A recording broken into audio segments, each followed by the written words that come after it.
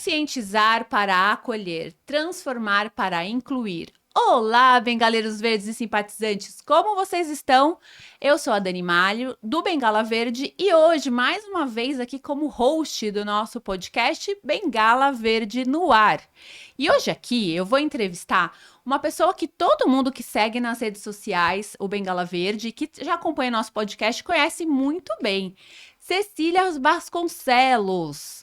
Dá um oi, pessoal, Cecília. Olá, pessoal aí de casa, tudo bem? Hoje aqui numa posição diferente, espero que vocês gostem. O Bengala Verde é uma organização sem fins lucrativos que trabalha para inclusão e qualidade de vida da pessoa com deficiência visual. Esse podcast faz parte do nosso compromisso com a conscientização e advocacy. Quer saber mais? Aqui na descrição tem as nossas redes sociais, o nosso site. Por favor, sigam a gente lá, acompanhe, participe, que a participação de vocês é muito importante. O podcast Bengala Verde no Ar tem o apoio da Roche Brasil, que a gente agradece muito. Sem a Roche, a gente não estaria aqui hoje. Muito obrigada, Roche. Vamos lá. Quem acompanha a gente aqui nas redes sociais ouve muito da história de vida da Cecília como uma pessoa com deficiência visual. Inclusive, a gente tem vários episódios aqui que vale a pena conferir. A gente tem um episódio, eu vou deixar aqui para vocês acessarem depois, o episódio com os pais da Cecília, o episódio que ela conta sobre o Bengala Verde, sobre a trajetória dela no Bengala Verde, a questão de uma pessoa com deficiência visual, mas hoje a gente quer saber um pouco mais da Cecília profissional e do que ela tá fazendo aqui, que é muita coisa bacana aqui, que vale a pena a gente conferir. Espero que vocês continuem aqui com a gente e já deixa aquele like, curta, compartilha, porque a gente precisa muito do engajamento de vocês para a gente continuar trazendo conteúdo de qualidade e de relevância para nossa comunidade. Mas, primeiramente, eu gostaria de fazer a descrição aqui, a audiodescrição do nosso estúdio. Então, aqui a gente está num estúdio. Atrás de mim, a gente tem uma parede de cimento queimado. Aqui do lado, a gente tem uma textura aqui com umas espumas cinzas com a iluminação verde, para a gente deixar bem claro aqui que a gente está falando sobre o Bengala Verde. Temos aqui também uma tela com o nosso maravilhoso logo do Bengala Verde no ar. E uma mesa aqui de madeira clara na minha frente, cadeiras pretas e o microfone e o nosso copinho maravilhoso do Bengala Verde. Aí também a minha audiodescrição, né? Eu sou uma mulher alta, tenho 1,74 m, de cabelos bem longos mesmo, castanhos, olhos pequenos, sobrancelhas finas, nariz mediano, boca fina, olhos castanhos. Estou vestindo a camiseta aqui do Bengala Verde, que é uma camiseta verde, com o logo do Bengala Verde em branco, escrito Bengala Verde, e o nosso símbolo, que é um olhinho aberto, branco, e um olhinho fechado, que é a bengalinha verde, e os cílios aqui embaixo, né? Então, a camiseta verde com o logo em branco. E eu também tô, que hoje tá um pouquinho friozinho no dia da gravação, tô com uma blusa de manga comprida embaixo da camiseta branca. E é isso. Então, para começar, também queria que a Cecília fizesse a audiodescrição dela e também já começando a introduzir o tema, contando um pouco também da experiência profissional dela e da área de atuação dela. Então, Cecília, com você. Olá, pessoal aí de casa, tudo bem? Hoje eu tô aqui numa posição um pouco diferente, como eu já tinha dito. Eu sou a Cecília, tenho cabelos longos, um pouco abaixo dos ombros, ruivos, pele clara, nariz pontudinho, lábios finos, olhos castanhos. Tenho uma sobrancelha arqueada, que é até o símbolo, meu símbolo em libras.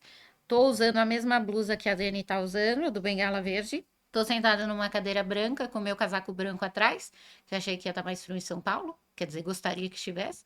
E atrás de mim tem um vidro bonito com tons de verde e umas plantas. Dani, para contar isso que você está me pedindo, talvez eu tenha que contar algumas partes aí do meu trabalho. Primeiro de tudo, pessoal aí de casa, eu queria dizer que a gente está gravando esse episódio em homenagem a uma paciente minha, que muito querida, que me solicitou que eu contasse um pouquinho mais do meu lado profissional, já que nas mídias do Bengala Verde eu acabo trazendo muito a questão da Cecília como pessoa com deficiência visual. Eu brinco com a minha chefe que eu sou três Cecílias, né, Dani? Então, a Cecília psicóloga, a Cecília acadêmica e a Cecília pessoa com deficiência visual. Mas essas três Cecílias, elas acabam se intercambiando sei lá, eu sou todas ao mesmo tempo, evidentemente, né? Profissionalmente, tudo começou com a minha vontade de trabalhar a psicologia clínica. O que eu percebia é que a gente tinha uma dificuldade de ter psicólogos preparados para atenderem pessoas com deficiência visual.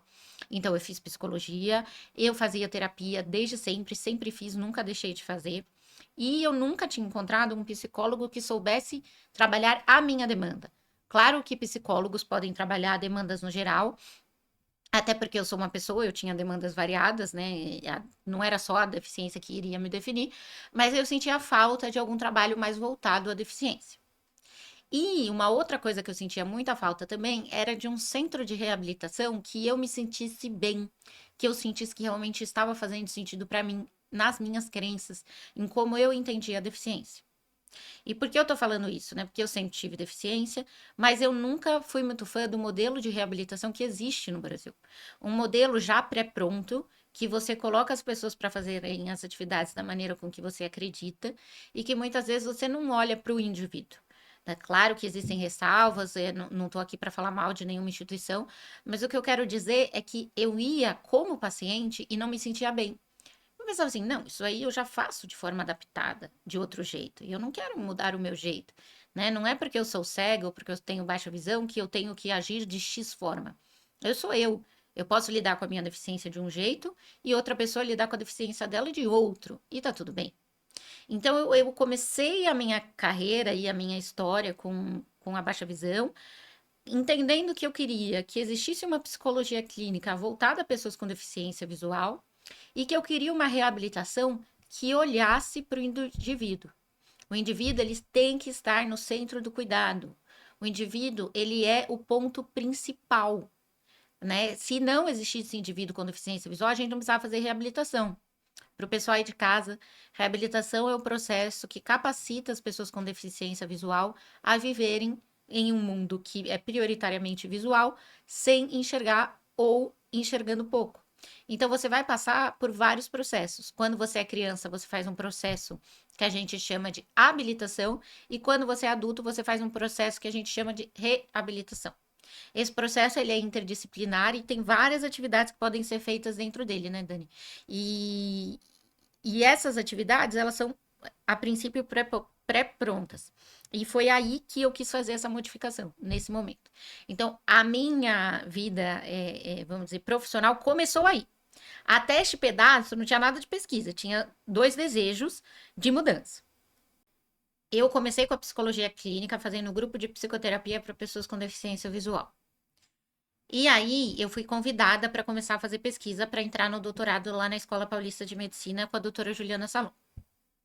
Só que o pessoal aí de casa, para você entrar lá na Escola Paulista para fazer o doutorado, você precisa ter alguns artigos publicados na área da oftalmologia ou das ciências visuais, e eu não tinha esses artigos publicados.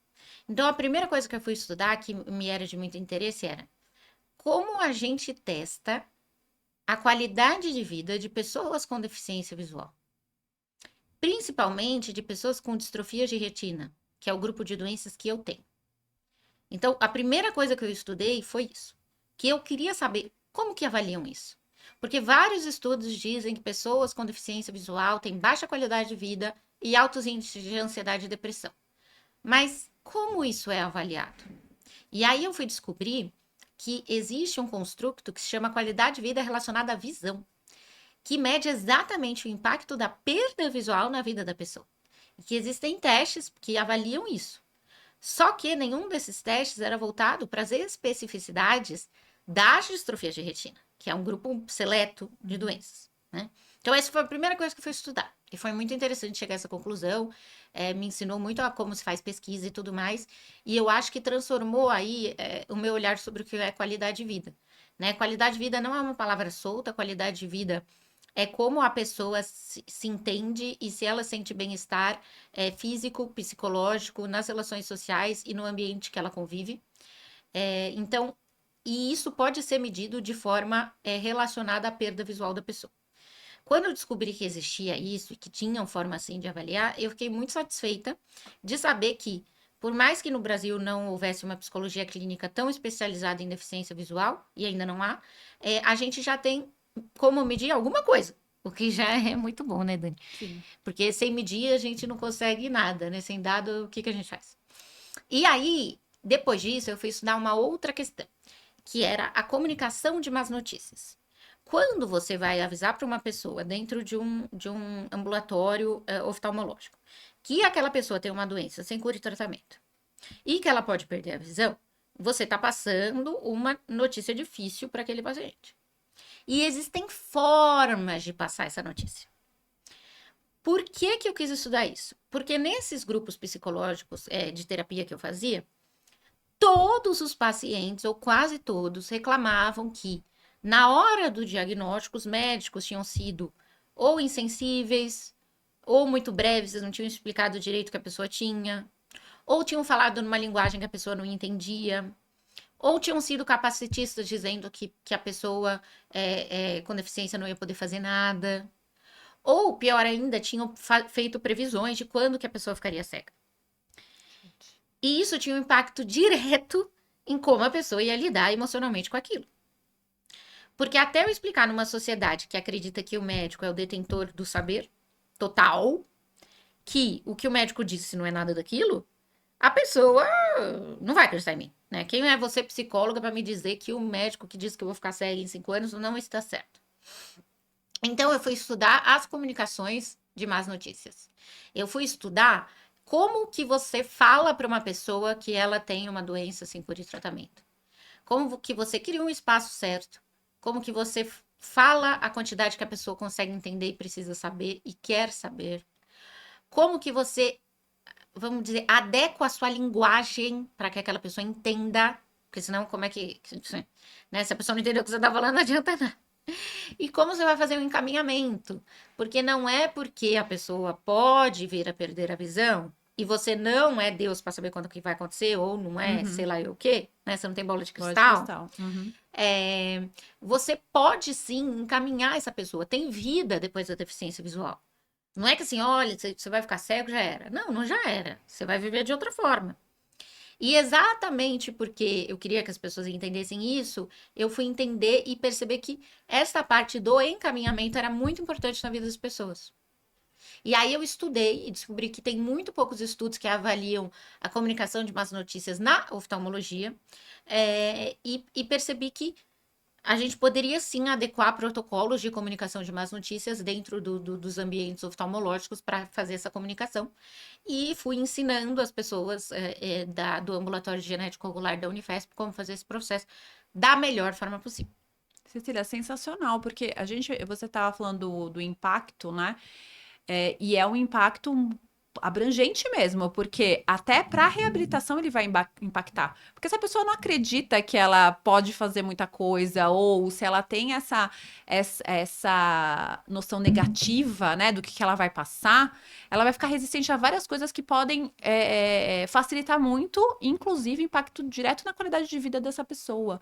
E aí você está falando de pessoas que foram fazer uma psicoterapia, né, um processo de terapia. E quantas dessas pessoas que nem procuram um processo, né, de tratamento psicológico e tudo mais, e tem convivido com isso até hoje. Então, é uma coisa que teoricamente é simples, né, que é o processo de entrada e que ele vai ter um impacto em toda a vida do indivíduo. Achei incrível mesmo isso e de não ter isso, né, ninguém ter pensado nisso antes. Muito, muito bacana mesmo, fiquei me fez refletir bastante disso, né?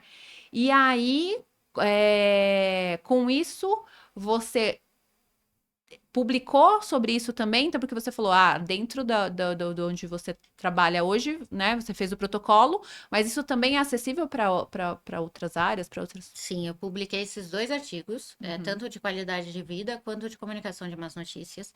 E aí eu fui estudar outras 2 coisas que eu tinha muita curiosidade de entender que também estão publicadas.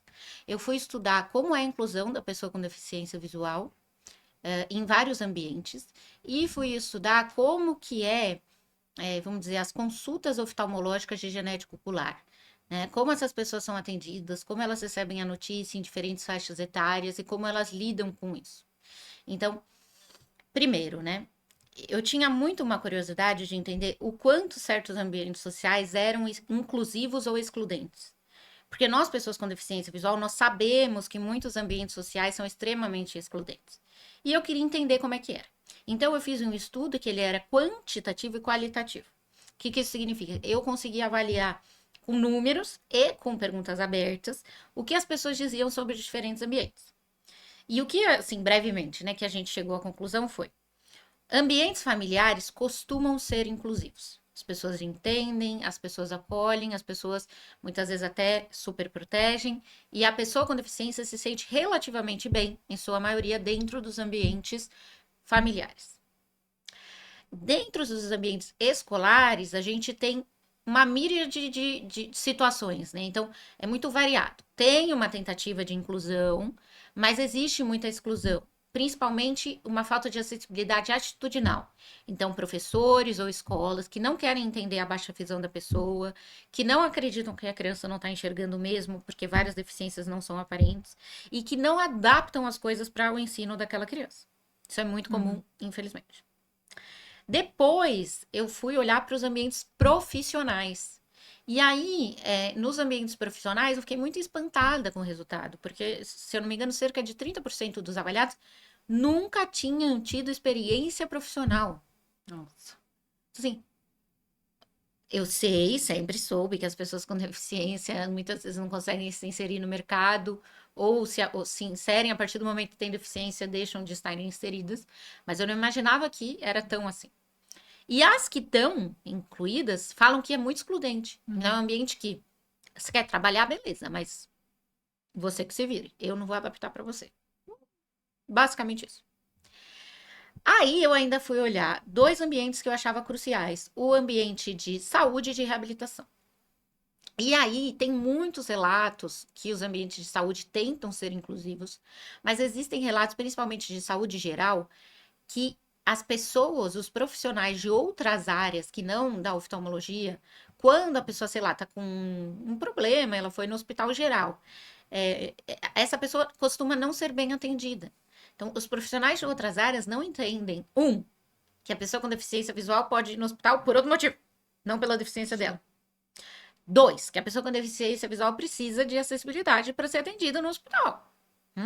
Sim. Então, tem vários relatos bem absurdos, assim. E, por último, a reabilitação. E aí eu descobri que muitas pessoas não tinham feito reabilitação. E isso, assim, é muito impactante, porque a gente sabe que a reabilitação transforma a qualidade de vida das pessoas. E muitas pessoas não fizeram a reabilitação. E muitas das que fizeram disseram que se sentiram em ambientes onde elas tinham que fazer o que era mandado, onde as vozes delas não eram ouvidas e onde elas eram julgadas por menos e não de igual para igual. Onde elas sentiam que as pessoas estavam fazendo aquilo de forma caridosa e assistencialista, com um olhar de isso é um favor, e não olhando a pessoa como outra qualquer. E isso, você deve imaginar, você me conhece, me impactou tremendamente. Porque aí a minha percepção desde criança só foi confirmada. E aí eu fui estudar a reabilitação no Brasil para pessoas com doença de retina. E aí eu fiz um estudo com o Retina Brasil, com a Marina Leite, que é uma ótima parceira. A gente foi estudar assim, vamos descobrir o que acontece. Esse povo sabe que existe reabilitação? Esse povo faz reabilitação? O que esse povo acha da reabilitação? E foi um estudo com uma amostra, né? Um número de participantes bem alto, foi bem legal. E nós tivemos resultados muito interessantes. Esse estudo, todos os estudos que eu estou falando estão publicados, tá? Legal. Então, o que a gente descobriu? Que 40% das pessoas não tinham feito reabilitação. Nossa, 40%. é muita coisa. E o tempo médio de diagnóstico das pessoas que a gente avaliou era de 10 anos. Ou seja, não é que a pessoa tinha deficiência há pouco tempo. Ela não tinha feito. Por quê? Principalmente porque ela não sabia da existência. A gente achou que a maioria das pessoas não ia ter feito porque não tinha reabilitação perto de suas Tinha casas. acesso, né? Uhum. Mas não é. É porque elas não sabem que existe. Aí eu fiquei, Que gente, loucura. que Que loucura. loucura. Isso é uma loucura. Como assim as pessoas não sabem que existe reabilitação? Claro que logo depois dessa questão de não saber vinha a falta de acesso. Mas Uhum. o primeiro era o fato das pessoas não saber. E quem faz, 80, quase 90% de quem fez fala que ficou extremamente satisfeito, que faria de novo e que melhora muito a qualidade de vida. Ou seja, as pessoas que fazem adoram, ficam satisfeitas, sentem que a qualidade de vida foi melhorada. Quem fez foi, na maioria das vezes, por encaminhamento médico, mas grande parte não fez porque não sabia da existência. E agora, para quem não conhece, né, o que que é uma reabilitação? O que que é trabalhado nisso? Então, a reabilitação ela é muito variada dependendo do quadro que a pessoa tem, né? Ou deficiência. Na deficiência visual, ela é, como eu tinha dito, um processo que pode ser de habilitação, né, para pessoas Uhum. que nasceram com a deficiência, ou de reabilitação para a pessoa que adquiriu. E dentro disso tem vários trabalhos, né? Então, trabalho de orientação à mobilidade, para a pessoa aprender a se locomover com segurança e fazer uso da bengala. Tem o trabalho de psicoterapia, para a pessoa criar estratégias para lidar com a condição dela, que existe, está lá, e que é complexa de ser vivida. Tem ali o pedaço de tecnologia assistiva, que é o pedaço de como você faz para descobrir as tecnologias que ajudam você a ter uma vida com mais independência. E tem a parte de atividades da vida diária, que é como você faz para se adaptar a fazer as atividades do dia a dia, sem enxergar ou enxergando pouco. Então, vem muito desse lugar de você fazer as adequações que você precisa para a fase que você tá nessa questão da perda visual também, né? Exatamente. Então, quando a gente fala de reabilitação, a gente está falando de adequações, né? E de coisas que vão melhorar dentro da tua realidade, Isso. vai melhorar a forma de fazer para trazer independência. É isso. Isso mesmo. E aí, o que aconteceu, né? Eu parti para dois pontos diferentes. Primeiro, o ponto do que eu vou fazer com esse resultado. Uhum. E aí eu fiz algo que não é só pesquisa.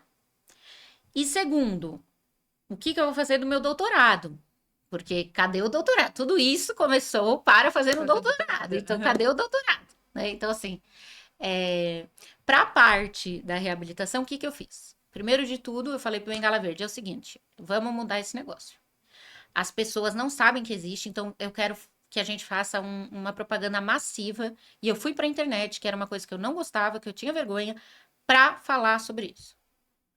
Segunda coisa, eu quero que as pessoas com deficiência façam parte desse processo. Quem está dando a reabilitação tem que ter deficiência também. Pode ter gente sem deficiência? Claro, não estou segregando Sim. ninguém. Mas precisa ter o nosso olhar. Não é a pessoa sem deficiência falando da gente, somos nós falando de nós mesmos. Né? E essa reabilitação, em terceiro ponto, tem que ser virtual. Porque não adianta a pessoa querer e estar em um lugar que ela não tem acesso. Se isso mudar tanto a vida das pessoas, elas precisam ter acesso. E aí o Bengala Verde me apoiou e a gente começou a fazer um trabalho massivo. E hoje em dia a gente tem virtualmente, gratuitamente, a psicoterapia em grupo, a psicoterapia individual, a aula de tecnologia assistiva que nós vamos lançar, a aula de orientação e mobilidade que já está funcionando, e agora eu estou atrás da aula de atividades da vida diária. Então, a gente conseguiu. E aí, mais um ponto, que eu falei, não, a minha reabilitação, que não é minha, é de todos nós Uhum. aqui, vai ser diferente. Sim. Então, não é só gente com deficiência falando, mas eu quero todo mundo muito bem treinado. Esse negócio de falar sobre cegueira sem saber de cegueira não vai rolar aqui. Né? Então, comecei a treinar todo mundo que trabalha para que as pessoas estivessem na mesma página, para que as pessoas olhassem para o processo da deficiência de maneira biopsicossocial, para que elas entendessem a história da deficiência, para que elas soubessem o que é acessibilidade, quais foram os modelos da deficiência ao longo do tempo, porque se quem está trabalhando com a gente não tiver muito bem treinado, a gente não vai estar na mesma página. E aí eu fui estudar o efeito do nosso grupo de psicoterapia na melhoria da qualidade de vida, da saúde emocional e de algumas outras coisas, na vida de adultos que fizeram o processo do grupo.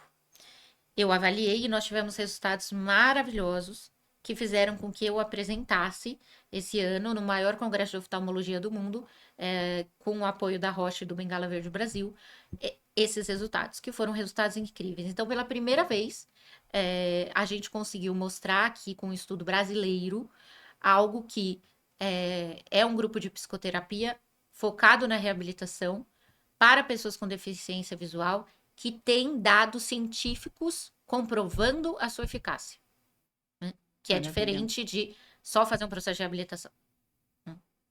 Maravilha.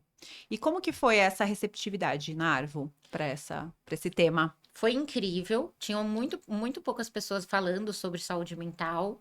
É um congresso muito mais médico, biomédico, muito mais pesquisa, desde pesquisa em célula, em camundongo e em humanos, pesquisas de tratamento, do que pesquisas efetivamente olhando para os aspectos mais psicossociais aí da vida, né, da pessoa com deficiência visual. Mas foi muito bacana. Eu gostei muito, foi assim, algo que eu pude aprender muito, descobrir muito. E também sempre que eu vou para o exterior, assim, para conviver com pessoas com deficiência visual, eu fico muito feliz porque é uma experiência cultural de entender como as pessoas com deficiência visual vivem em outros lugares, Uhum. né? E isso é bem interessante. Show de bola. E essa questão da pesquisa, né? Não querendo quebrar a linha de raciocínio, mas assim, eu tenho uma curiosidade, que eu não sou do meio acadêmico, né? Como que você vê essa área de pesquisa no Brasil, e especificamente para as pessoas no campo de oftalmologia ou para as pessoas com deficiência visual?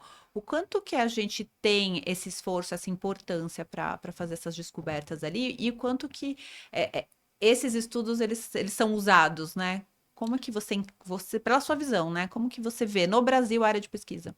A área de pesquisa no Brasil é muito não valorizada governamentalmente, então a gente tem pouco apoio financeiro, o que faz com que a gente sempre esteja atrás de países que têm milhões e milhões de reais para fazer a brincadeira acontecer.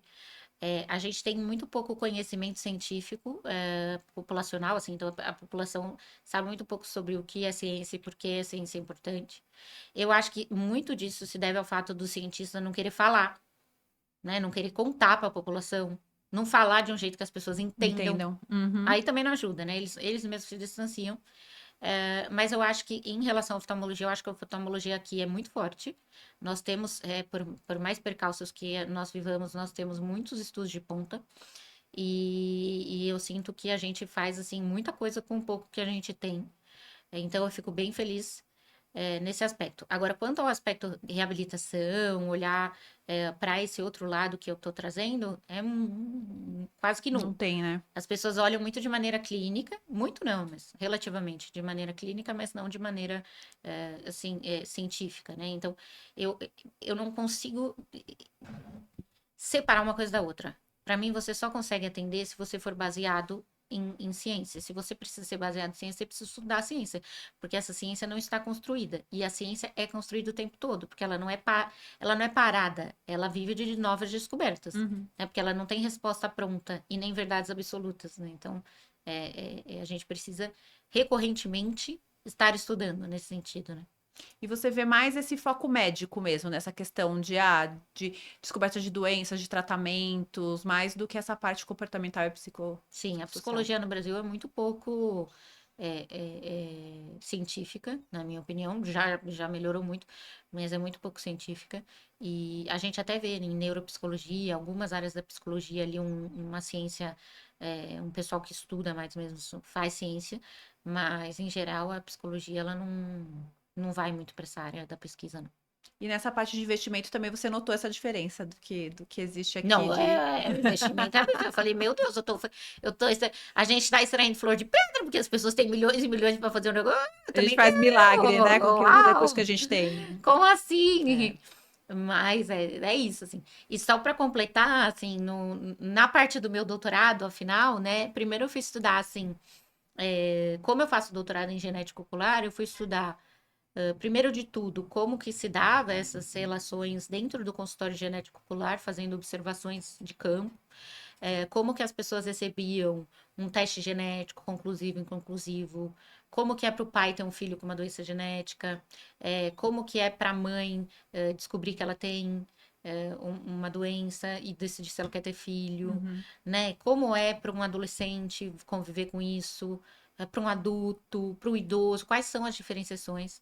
E aí, a partir disso, a partir da observação clínica, a doutora Juliana Salum e eu chegamos à conclusão de que é muito recorrente, e é mesmo a literatura diz, crianças cegas com autismo. E aí a gente foi estudar isso. Porque daí isso é pouco estudado no mundo inteiro.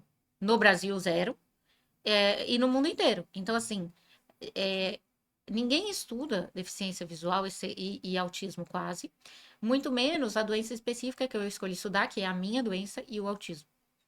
Então, primeiro eu fui estudar se existia alguma correlação genética entre a minha doença e o autismo, e a princípio a gente já publicou e entendeu que não, mas a gente descobriu que existe sim uma questão de se a criança é cega desde o nascimento e cega total, ela tem muito mais chances, vamos dizer assim, de ter autismo. Então, tem algo em Interessante. enxergar, pois é, tem algo em enxergar que é importante. O que é este algo?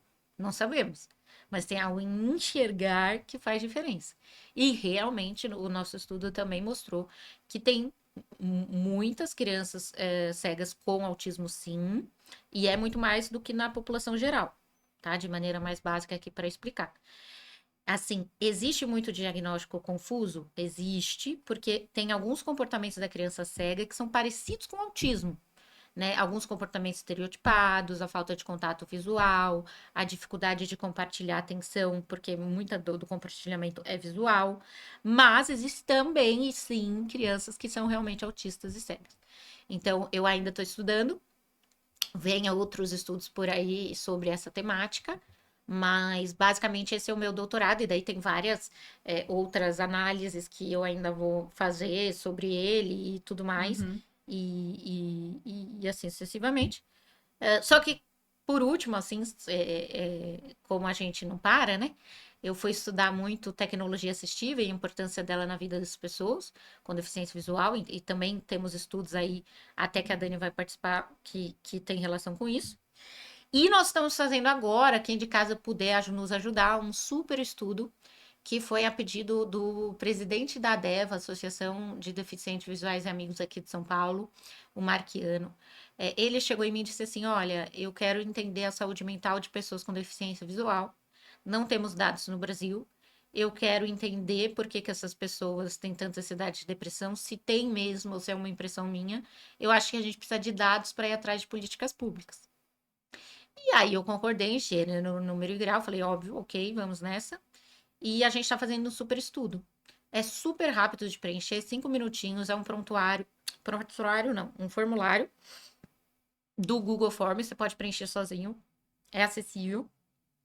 Você põe lá sua idade, quanto tempo você tem o diagnóstico, alguns dados, né, de qual a sua deficiência visual, e preenche uns questionários, rapidinho, bem rapidinho de responder.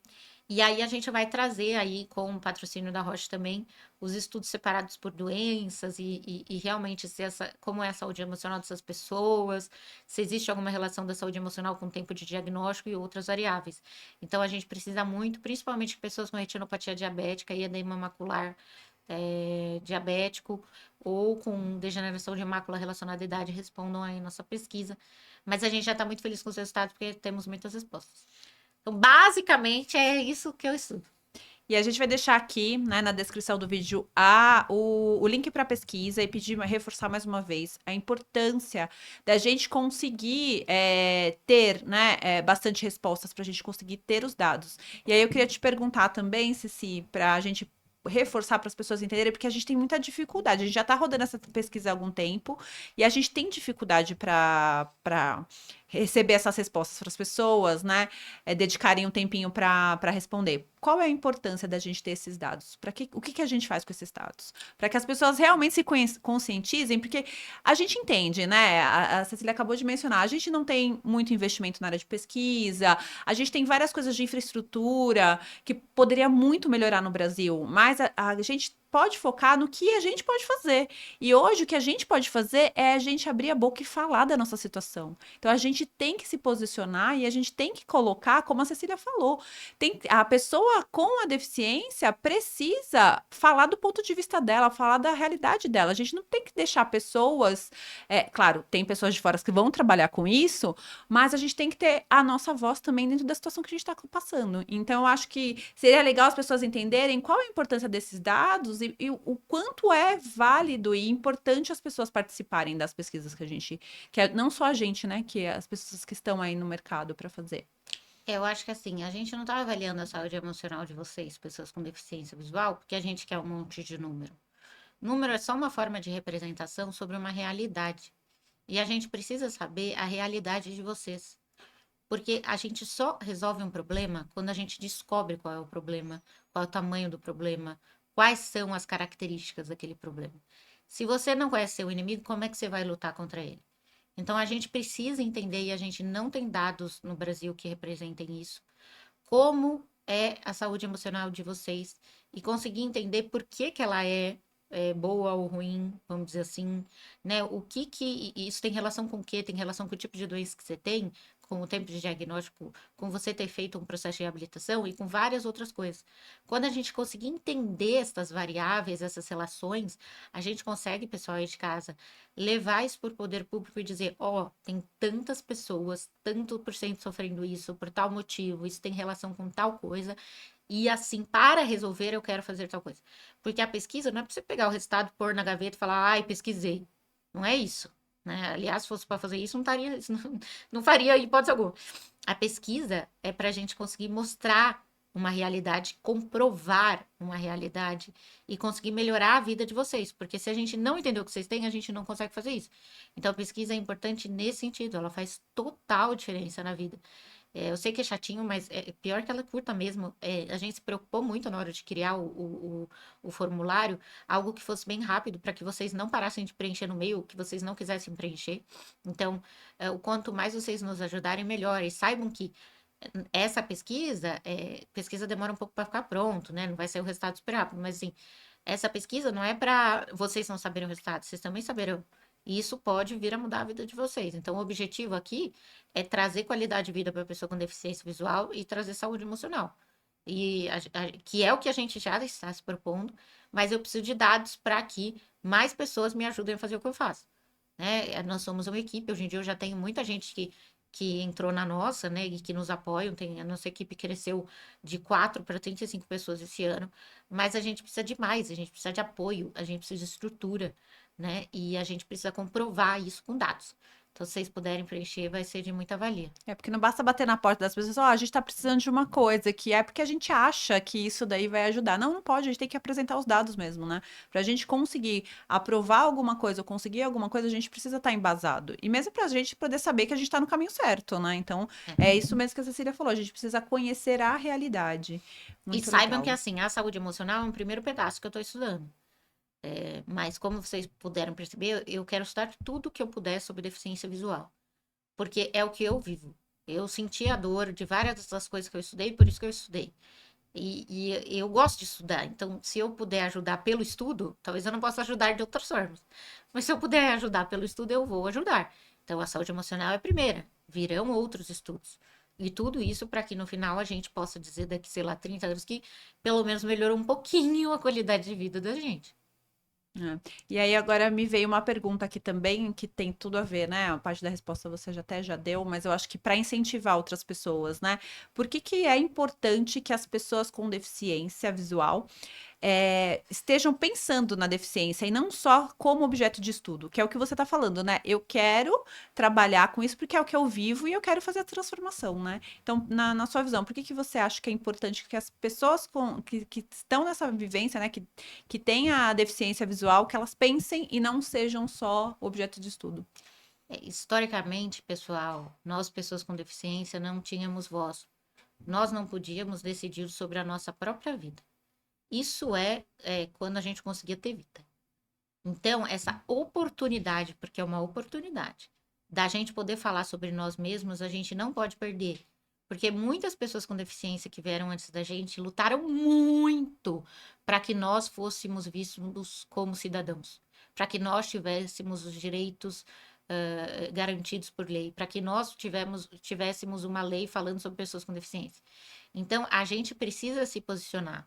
A gente precisa dizer o que na gente incomoda ou não incomoda, qual é a nossa realidade. E eu fico muito feliz de ver que muitas pessoas fazem isso na internet e contam a partir da perspectiva delas como é viver a deficiência visual dentro do que elas podem fazer. E é o que eu digo, né? Nada melhor do que a pessoa com deficiência para dizer o que ela precisa ou não precisa. Sim. Dentro das realidades dela, né? Não é que todo mundo precisa fazer pesquisa, né? Tem gente que não gosta de Sim, pesquisa. sim. Mas, pô, se você é maquiador e você tem deficiência, por que você não fala sobre isso e conta o que de ruim tem na maquiagem? De falta de acessibilidade. Poxa, você é, sei lá, programador. Por que você não conta o que tem de difícil na programação? Poxa, você trabalha num banco. Por que você não conta o que no banco tem de difícil? Poxa, você vive com uma família que não te aceitou, sei lá. Por que você não conta essa experiência para ajudar outras pessoas, talvez, né? Você não fala sobre isso. Você vive numa família que já aceitou. Conte, né? Sei lá, você faz parte de várias associações. Conta a sua experiência, né? Acho que todo mundo pode ser ator da sua própria vida e a gente precisa sim se colocar, né? A gente precisa sim decidir o que vai ser feito com a gente. Né? E o atendimento médico é a mesma coisa. É claro que o médico tem um saber técnico extremamente importante que deve ser respeitado. Mas a gente também precisa falar. Porque quem convive todo dia, 24 horas por dia com a deficiência visual, somos nós. Então, quem entende o que a gente tá vendo ou não tá vendo, o que a gente tá sentindo, somos nós. A técnica pode ser entendida por outra pessoa, evidentemente. Mas a vivência é nossa. E isso não pode ser descartado. Porque não é que uma percepção é melhor que a outra, são percepções complementares. O que faz um serviço de saúde ser bom é entender que você precisa juntar a vivência da pessoa com a sua técnica para criar algo personalizado, único para aquela pessoa, porque aí vai fazer sentido o resultado que você vai conseguir com aquilo. Uhum. Acho que é por aí, né? Show. Maravilha. Qual que é o papel da psicologia nesse processo de reabilitação? Né? Pra gente dar um wrap-up aqui de tudo que a gente falou. Assim, a psicologia, pessoal, ela é extremamente importante no processo de reabilitação. Para mim, ela é o primeiro processo que deve ser feito na reabilitação, porque a pessoa, Dani, precisa lidar com a condição dela emocionalmente, ter ali o mínimo de equilíbrio, entender as vicissitudes, criar estratégias para enfrentar aquilo, para conseguir se reabilitar. Porque se a pessoa não estiver, vamos dizer assim, de uma forma mais leiga aqui, né, mais clara, Uhum. bem emocionalmente, ela não vai conseguir fazer os outros processos, ela não vai aproveitar dos outros Sim. processos. Então, a psicologia tem um papel crucial. E a psicologia, ela precisa melhorar, não só esse olhar para a pessoa com deficiência, mas ela precisa melhorar como profissão. Ela é uma profissão, existem muitos psicólogos com deficiência visual, é um curso que muita gente procura, mas existe muito pouca acessibilidade dentro da profissão. Existem muitas sub-áreas da psicologia que são muito difíceis da gente atuar, como a neuropsicologia, que é uma das áreas que eu atuo, né? Para Uhum. avaliar autismo, a gente tem que avaliar neuropsicologicamente, e é algo extremamente difícil de fazer. Porque assim como não existe avaliação padronizada para criança cega, não existe teste que pessoa cega, ou seja, o psicólogo cego possa aplicar também. Aplicar. Uhum. Então, isso gera uma dificuldade de eu, como pessoa com deficiência, aplicar e de eu conseguir avaliar a criança com deficiência visual, porque os testes para avaliar autismo não foram criados para pessoas com deficiência visual. Uhum. Então, a gente tem muito a melhorar na profissão psicologia, assim, com certeza, em N aspectos. E a psicologia precisa entender o quanto ela é importante no processo. Ela não é brincadeira. Sim. Né? Ela faz com que os outros processos sejam bem aproveitados e possíveis. Então, ela é uma coisa que a gente, como profissão, precisa refletir muito. Maravilha. E dessas, né, da sua vivência ali, você já acompanhou de perto várias histórias, né? E quais foram os principais aprendizados que você pode dividir aqui com a gente dessa vivência prática, dessa transformação, né? Do processo da psicologia dentro do processo de reabilitação? Nossa, eu aprendi muito. Eu aprendo o tempo todo. Eu acho que eu muito mais aprendo do que ensino. Mas eu aprendi assim. Esse papo de que a deficiência é única e que cada um vive de um jeito não é papo. Uhum. É muito real. Não existe ninguém que vive a deficiência igual a ninguém. E as formas pelas quais e com as quais as pessoas se adaptam também não são iguais.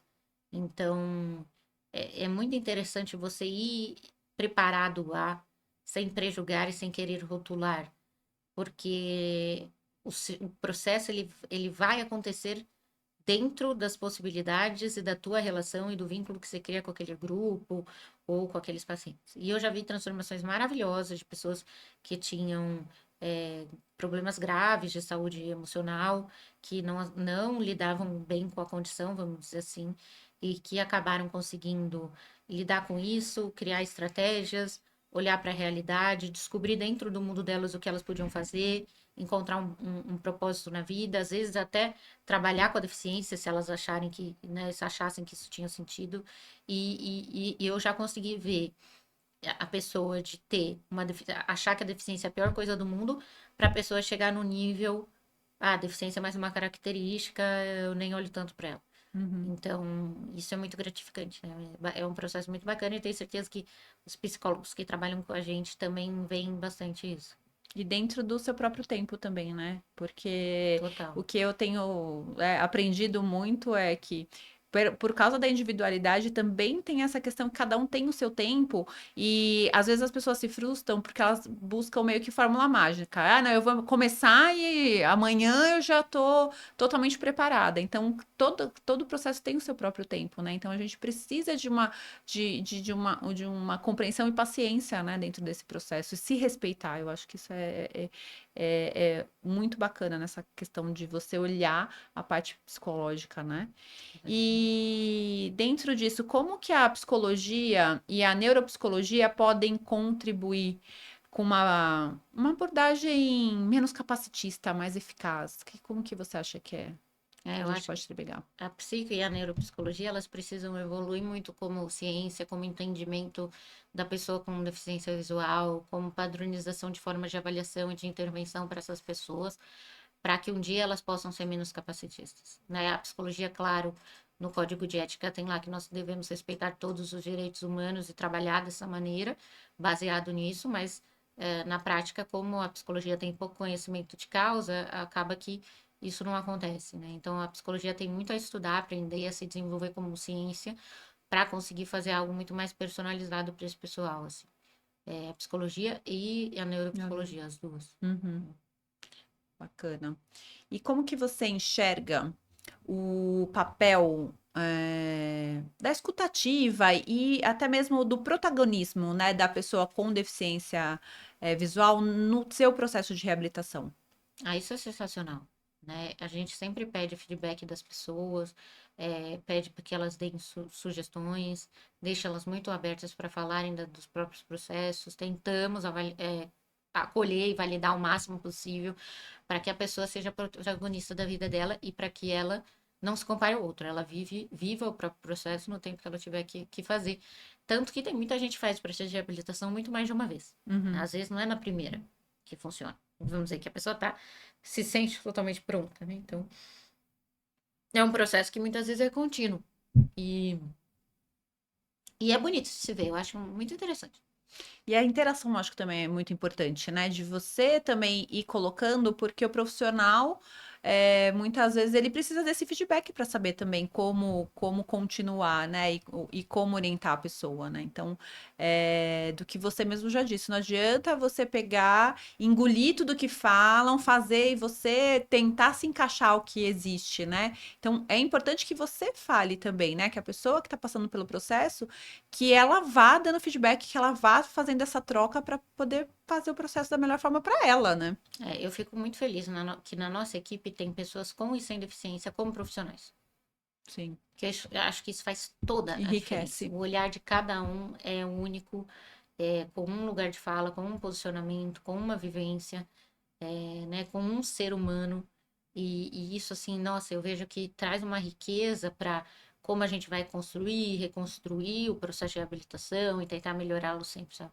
Isso eu acho que é um diferencial da nossa equipe. E você aí de casa, se quiser saber um pouco mais sobre os nossos programas que estão no ar ali, a gente tem já episódio disso. A nossa professora Nelma, maravilhosa, um beijo para Nelma. Ela já veio aqui no podcast, contou como que é o nosso curso de reabilitação online. A gente também tem, né, um episódio com as nossas psicólogas, a Ceci, conversando, né, com a equipe ali, com outras psicólogas que fazem o atendimento para o Bengala Verde. Então a gente tem, porque senão a gente vai, se a gente entrar nos detalhes, a gente fica dias aqui, né? Eternamente, é. A gente tem muita coisa, muito assunto, e o assunto é muito interessante mesmo. Então, acessem aqui no canal que a gente tem esses vídeos aí prontos. Eu tenho certeza que vocês vão gostar e vão enriquecer ainda mais, né? Nessa questão do entendimento de como que funciona na prática. Que recado que você gostaria de deixar, Ceci, para os psicólogos, para os educadores e para os profissionais, né, da saúde que trabalham, que atuam com a deficiência visual? Procurem se especializar, né? Me busquem ativamente, Cecília Vasconcelos com 2 L's PC no Instagram. Conversem comigo, a gente faz grupo de estudos, a gente capacita profissionais, a gente tem aqui o espaço aberto para que vocês aprendam. Eu sempre digo que mesmo que você não seja uma pessoa que queira trabalhar diretamente com uma pessoa com deficiência visual, isso pode aparecer na sua prática profissional, né? Os psicólogos trabalham em diferentes instituições ou em clínicas e eles podem atender qualquer tipo de pessoa. Então, um dia pode aparecer uma pessoa com deficiência na sua frente, mesmo que você não seja especialista nisso. Então, procure se especializar. Eu dou aula sobre isso em várias plataformas diferentes na internet. Vocês podem buscar isso. Se vocês quiserem falar comigo sobre isso, eu acho que é bem interessante. Eu acho que isso pode trazer aí para vocês uma dimensão de tudo bem, você não quer se virar PhD nisso, ok, mas saiba um pouco, entenda um pouco, tente desmistificar o que você pensa sobre deficiência e comece a entender realmente o que é a deficiência, entenda melhor o papel da psicologia e dê espaço para que a psicologia mude, né? E olhe para essa população. Eu acho que é um pouco disso. Maravilha. E o que você sonha com o futuro aí dos processos de reabilitação no Brasil? O que você tem em mente? Olha, uma vez eu vi o Leandro Carnal, há muitos anos atrás, falando assim, que se você quer chegar no céu, você mira na lua. Uhum, E eu sou muito dessas, né? Então, assim, se eu quero chegar no céu, eu tenho que mirar na lua para ver se pelo menos no céu eu chego. Então, nossa, eu tenho muitas expectativas positivas. Eu acho que é um futuro que eu gostaria é as pessoas com deficiência cada vez mais integradas em pesquisa, cada vez mais sendo profissionais da reabilitação, cada vez mais reabilitadas e preparadas para falar delas mesmas, reabilitações que olhem para o sujeito, que mudem a cada tempo, que sejam baseadas em ciência. E acho que assim, principalmente que um dia a gente não tenha que ficar dizendo isso. A uhum, reabilitação tem que ser baseada em evidência. A reabilitação tem que ser feita também por pessoas com deficiência. A reabilitação tem que pôr a pessoa com deficiência no centro do cuidado. Eu gostaria que um dia isso fosse óbvio. Todo mundo fizesse, todo mundo sim. soubesse, né? Gostaria disso. Não, maravilha. Eu concordo com você. A gente tem que sempre estar mais acima para a gente alcançar aquilo que a gente quer. A gente tem que estar sonhando alto mesmo. Acho que é isso mesmo. A gente tem que trabalhar, fazer a nossa parte no dia a dia e sempre vislumbrar que tem muita coisa, né? Até mesmo quando você estava falando da questão do estudo, né? Do impacto da ausência da visão, a gente tem muita área para descobrir ainda, né, Ceci? Tem muita coisa que dá para fazer, muita coisa para realizar. E eu acho que essa questão da tecnologia, dos avanços que a gente está tendo hoje, eu também sou bem positiva pro que está por vir, né? Então eu também acredito muito Não, nisso. para estudar, gente, tem coisa a rodo. Dá para passar a vida inteira e muito mais, muitas pessoas, e a gente não vai estar nem perto de ter estudado tudo. Não só porque o conhecimento e a necessidade de estudo nunca termina, mas porque é uma área pouco estudada mesmo. Sim. Sim. E cada vez mais a gente está falando, né, sobre acessibilidade, sobre tecnologia assistiva, sobre inclusão, né? É claro que a gente sabe que ainda está muito no campo do discurso, né? A gente precisa trazer isso mais para a prática, mas que a cada vez mais as coisas estão sendo dadas oportunidades e é importante que as pessoas comecem a ocupar esse espaço, né? Comecem a falar, comecem, é o que você falou. Não precisa ser pesquisador, não precisa ser acadêmico, é no teu dia a dia você trazer a tua voz, causa, é você trazer, né, agir com intencionalidade para fazer as transformações que precisam. Então, eu acho que falamos coisas muito, muito interessantes, bastante coisa aqui. O que você gostaria que as pessoas que estão nos ouvindo aqui saísse como uma mensagem principal desse podcast? O que você quer que fique cravado na cabeça dessas pessoas? De tudo que a gente falou aqui, porque a gente falou coisa pra caramba, né?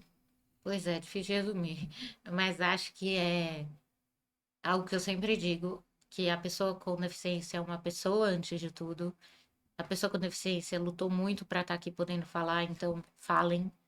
E que os profissionais precisam olhar para a deficiência, porque a deficiência não é uma questão só do sujeito, é uma questão social. Então, vocês, pessoas sem deficiência, têm sim a ver com isso. Acho que esse é o resumo. Ai, maravilha. Ceci, muito obrigada por dividir com a gente. Eu aprendi muito também, eu sempre aprendo, né? Adoro estar aqui. Sempre fico um pouquinho nervosa, porque eu tenho essa régua, porque a Ceci, como host aqui do nosso podcast, ela é maravilhosa, né? Espero poder ter atendido, né, a qualidade aqui do nosso podcast, mas muito obrigada por dividir com a gente a sua paixão, não é só os seus estudos, de dividir, de estar com essa energia, de dividir a sua paixão aqui com a gente. E para você que está nos ouvindo até agora, olha, não curtiu? Não esquece, curta, compartilhe, né? Vamos levar essa mensagem a mais pessoas. Confira os outros episódios aqui, interaja com a gente, coloca aqui nos comentários também quais os temas que vocês querem ouvir, né? O que vocês querem conversar aqui com a gente está sempre aberto, né? Porque afinal são vocês que fazem aqui o nosso conteúdo, que fazem a nossa comunidade. Então, muito obrigada, até o próximo episódio. Tchau, tchau, gente.